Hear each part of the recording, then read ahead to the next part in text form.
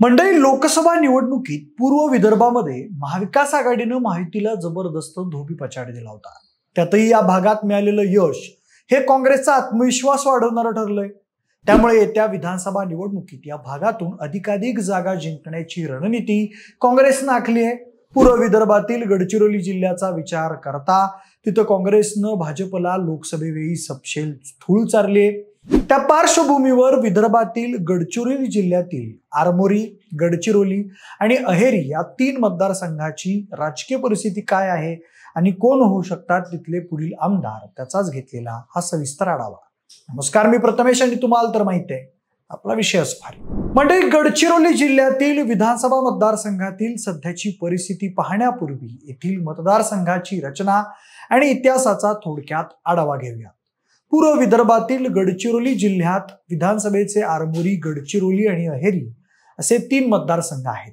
त्यापैकी आरमोरीमध्ये भाजपाचे कृष्णा गजबे, गडचिरोलीमध्ये भाजपाचे देवराव होळी, तर अहेरीमध्ये अजित पवार गटाचे धर्माराव बाबा अत्राम हे विद्यमान आमदार आहेत. नुकत्याच झालेल्या लोकसभा निवडणुकीत गडचिरोलीमधील जवळपास सर्वच विधानसभा मतदारसंघामधून महाविकास आघाडीतील काँग्रेसच्या उमेदवारांना दणदणीत आघाडी मिळाली होती. त्यामुळे विधानसभा निवडणुकीपूर्वी काँग्रेसला मिळालेलं हे बळ मोडून काढण्याचं मोठं आव्हान महायुतीसमोर असणार आहे. याच कामगिरीची पुनरावृत्ती करण्यावर काँग्रेसचा भर असेल.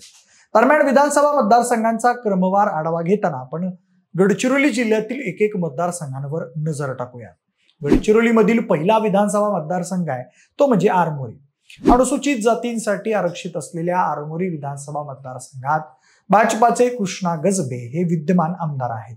2019च्या विधानसभा निवडणुकीत कृष्णा गजबे यांनी काँग्रेसच्या आनंदराव गेडाम यांचा 21,667 मतांनी पराभव केला होता. मात्र नुकत्याच झालेल्या लोकसभा निवडणुकीत येथून काँग्रेसला 34,000 मतांची आघाडी मिळाली होती. त्यामुळे या मतदारसंघातील समीकरण बदललेली आहेत.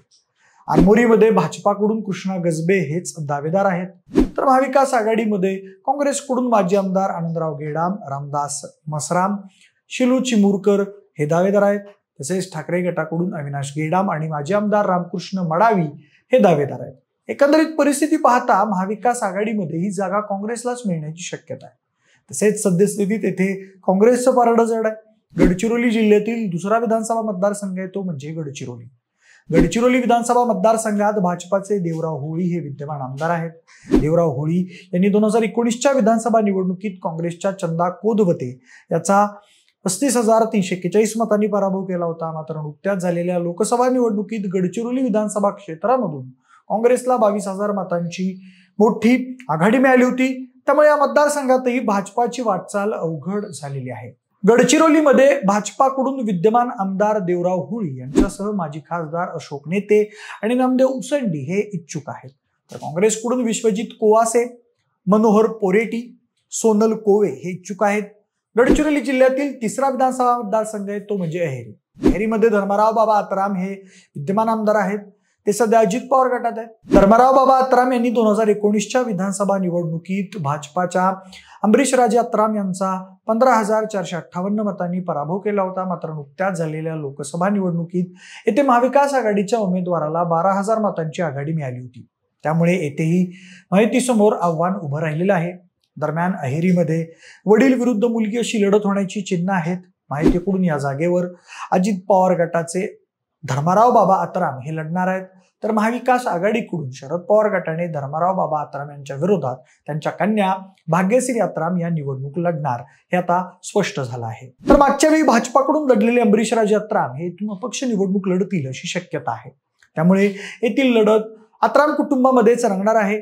तर ही सद्य परिस्थिती बघता गडचिरोलीमध्ये पुन्हा एकदा लोकसभेच्या निकालाची पुनरावृत्ती होऊन विधानसभेला महाविकास आघाडीचे उमेदवार बाजी मारतील असं दिसत आहे. तसंच तिथल्या स्थानिक राजकीय जाणकारांच्या मते गडचिरोलीमधील लोक बदल करायला मागे पुढे पाहत नाहीत.